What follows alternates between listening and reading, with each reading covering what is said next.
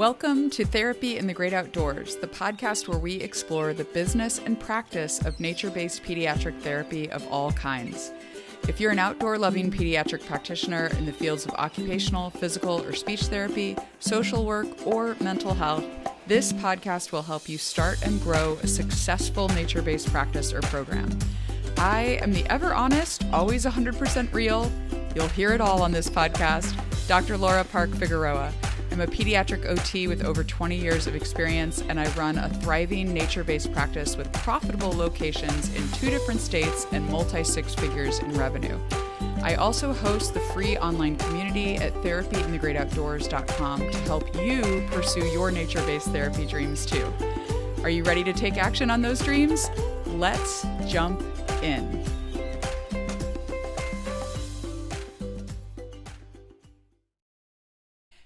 Everyone, it's that time of year. It's time for the year-end review, the year in review, however you want to say it. It is the episode that I have done in every podcast that I have ever hosted.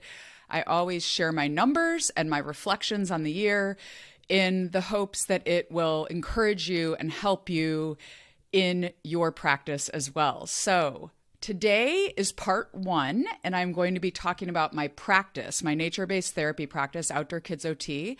I'm going to share revenue. I'm going to share what I learned this year. I'm going to share what I paid myself, all the nitty-gritty little numbers that everybody loves to hear because you don't really hear this stuff publicly. Like, most people don't talk about this. This is something that I am very passionate about in business, is pulling back the veil, being transparent. And I am starting to do this in my programs, encouraging people to actually share their numbers in order to hold us accountable.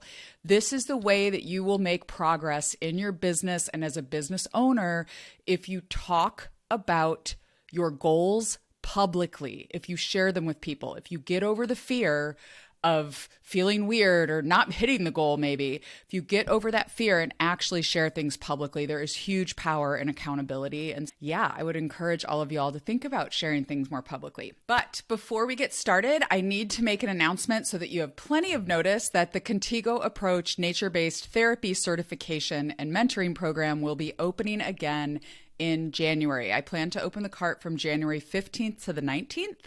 If you are interested, we are doing a new format this coming cohort. It's going to be more like a cohort model. Now, our calls are always going to be accessible to anyone that has taken the ConTiGO approach in the past, but we are going to be running our calls in a way that is more compressed. So we were doing them monthly, and people gave me feedback that it was really hard to find the time on a once a month basis in order to make the calls. And so now what we are doing is we're running the enrollment in January, and then we are going to have 4 mentoring calls in a row in February. Well, not in a row, every week. For 4 consecutive weeks, we're going to have mentoring calls so that you go through each module and that there's a little bit, like I was just talking about, of accountability in order to progress through the content and actually engage in learning with your peers. So we will be opening cart again January 15th to 19th, and the calls will be on Thursdays in the month of February. You can get all the information on the website at ConTiGOApproach.com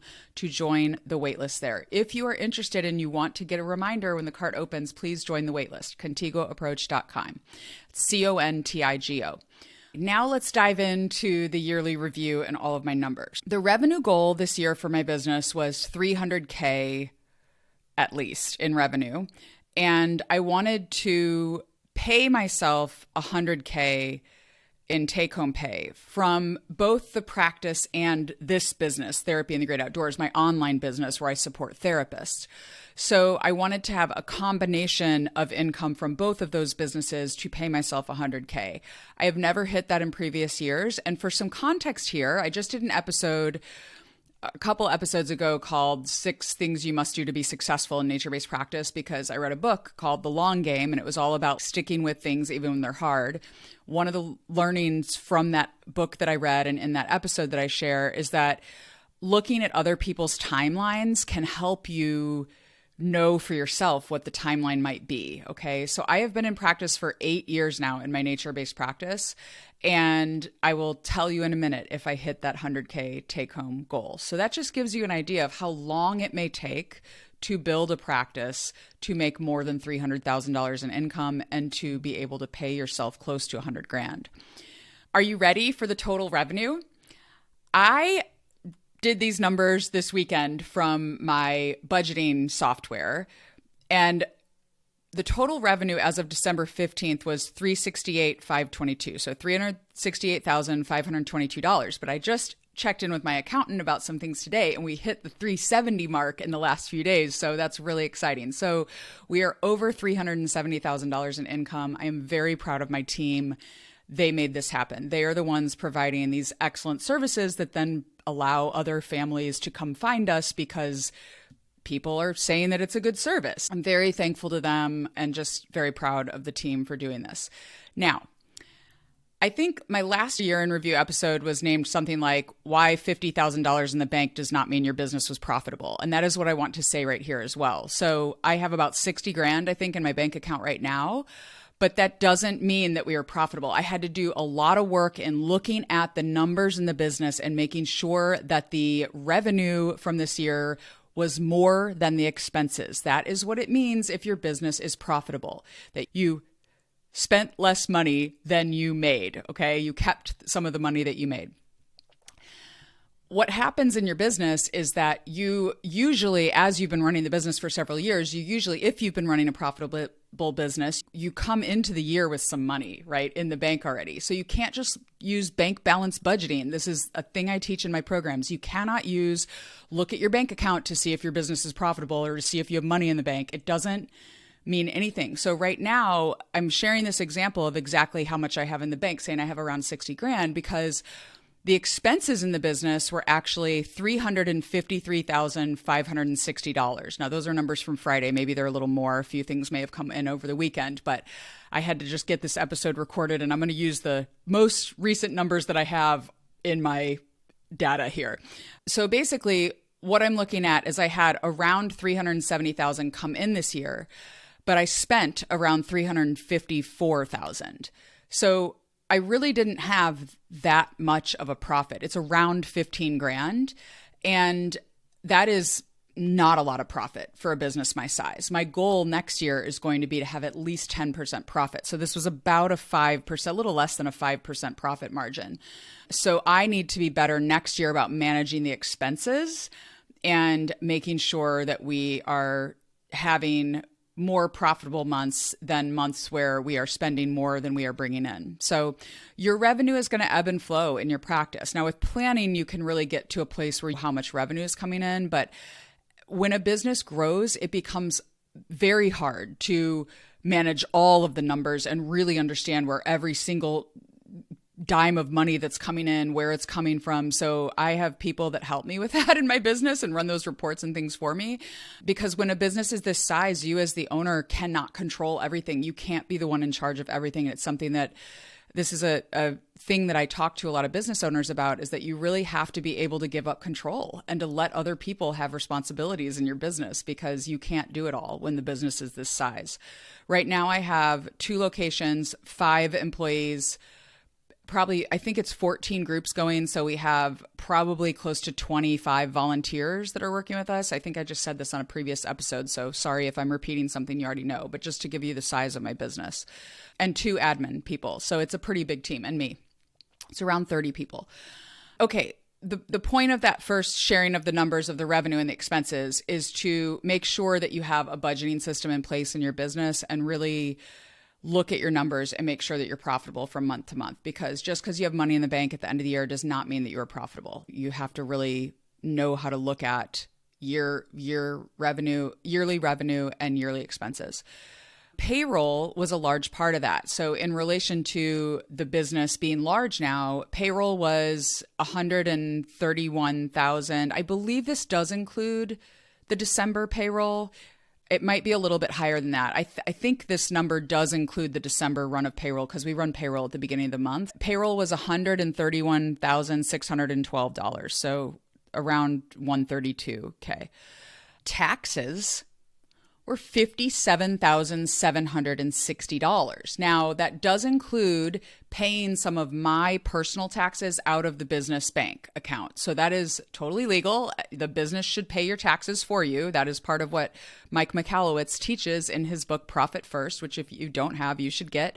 So I did not pay all of my personal taxes. I don't know why. I think I just forgot and got lost and forgot that I was supposed to pay them out of the business bank account, honestly. But I did pay $9,200 of my personal taxes from the business bank account. So in some way, that's like the business paying me, right? Like it's like a paycheck to me as the owner, essentially, that the business is going to pay those taxes for me. But that's still a really high tax bill. That includes payroll taxes and all of the other taxes that we had to pay, like federal and state taxes. Time for my pay. Are you ready to hear what I paid myself? From Outdoor Kids OT, my total compensation, including my Profit First bonuses, my pay for the work I provided for Outdoor Kids OT, and that payment of my taxes was $94,656. So I did not hit $100,000 from this business. However, you'll hear tomorrow how much I made in the Therapy in the Great Outdoors business, and then you'll see if I made $100,000. That means that the profit in the business that was left over was $15,000. So I feel pretty good about this number because I do run the business part-time, and I have been working on a PhD until May this year when I finally finished, and I have not really been full-time running the business for the 8 years that I've been running it. I've been working part-time in the business, running the business for the last 5 years or so. I think that is a really good amount of pay for the amount of work that I am doing in the business. If you are thinking that you will make $100,000 in your nature-based practice, I'm here to encourage you that you can do that. It might take you a little longer than you think, but also you can do it working part-time if you are willing to grow a team. That is another thing I often talk about, is you have to hire if you really want to grow your practice. One of the things that I want to talk about is why our profit was lower than maybe I wanted it to be. And that is, we had some pretty big expenses. The practice donated $8,124 to start the Therapy in the Great Outdoors Foundation. We scholarshiped $8,000 worth of kids to attend therapy services. I moved away from the Bay Area, and I used to have a home there, and we sold our home this summer. So we had to, in the practice, rent a storage shed, which costs $311 per month, which is about $4,000 a year, a little under $4,000 a year. And then also with me as the business owner, flying back to California and having to get an Airbnb and rent a car and all of that, like that costs a lot of money when I go back to California to be with my team. So I try not to go very much. The team is very self-sufficient there. So I really do not need to go back as frequently as I thought I was going to have to when I moved away. And I'm thinking this year I need to really watch those travel expenses because it does add up. What are the things that I learned this year? I've already alluded to a few of them, but one big thing is that a bigger business takes more money to run. You have to be able to meet payroll. You have to be able to buy supplies when people need them. You have to be able to pay for marketing materials. There's just a lot of like added expenses that come with running a bigger business. Like holiday gifts for employees cost more. There are just very simple things that you don't really think about until your team gets really big. And then you realize, wow, it really does add up a lot of expenses when you have more people in the business. The other thing is that I completely rely on systems now. I can't run my business without systems. And I've been teaching this in my business coaching program for many years now, but it's to an exponential level when you have a large team. Like you have to run on systems. You have to rely on the policies and procedures and do things according to the policies and procedures, or else chaos will reign. So one thing too that I've been working on is having boundaries, firmer boundaries with employees, actually. And me personally, as the business owner, having to have a clear policy and procedure, even for HR kind of stuff like time off and things like that. So it's really hard as a business owner, especially as a therapist business owner. It's really hard to manage the people pleaser part of us, that we just want everyone to be happy. We want everyone to love their jobs. But as the business owner, you have to do what is best for your business. Okay. That is, you're responsible to yourself and to your business, or else you will not have a business. So you can't bend over backwards trying to make everyone happy in your business all the time. And it's something that's really hard for me because I really want my employees to be happy and to love their job and to work in Outdoor Kids OT forever. And but I've noticed that it's been stressful for me because I'm trying to juggle both of those. So I'm trying to really have clear policies and procedures for all HR stuff. Another thing that I would encourage you to think about is to hire for more hours, not less, when you go to hire people. So when I first started out, I hired 3 people to run one group a week. And it would have been much better I loved them. They were great employees, don't get me wrong. But like in retrospect, it would have been much easier in the business to manage just me and one employee working 3 groups a week, one person to manage rather than 3 people to manage. And what my experience has been in business is that the less people work in your business, they actually then have other things that they're committed to because they probably aren't just working like one group for your business or one afternoon for your business and not having another job too. So a lot of times I have found that if you hire someone to work more hours, they actually are more invested in your business. And so that is like a requirement now in my practice that everybody works at least 8 to 10 hours a week. And I have just seen a huge change in the amount of work we can get done, really, because everyone's on board, everyone's committed, everyone has the time in their schedule to commit to the business. So good employees are so worth keeping happy, y'all. I'm telling you that. I think that's why I've struggled this year to just give everyone what they want, because I want these people to stay. They are really great people. I'm so grateful for all of them. Special shout out to Elizabeth. She's my lead therapist. She's been with Outdoor Kids OT for 7 years now, almost since the second year we were in business. And she's really a good mentor to the employees. This is something too, I should say, hire for your weaknesses. Okay. So I am not someone who with my brain on the business, it's very hard for me to delve into therapy mode and work with people on, for example, if they have a particularly challenging kid in a group or something like that. So she provides that kind of clinical expertise and mentorship. That's why she's a mentor in the ConTiGO Approach program with me, because we work really well together on that. And so she provides a lot of support to our whole team at Outdoor Kids OT. Okay, the last thing is that I'm learning there's a fine line between transparency with employees and also sharing too much in the business. So as the business has grown, I've had to become a little more private about some of the back end business stuff because it's just too much to share with employees. Like at the very beginning of the business, I was super transparent about things. They were seeing behind the scenes all the time.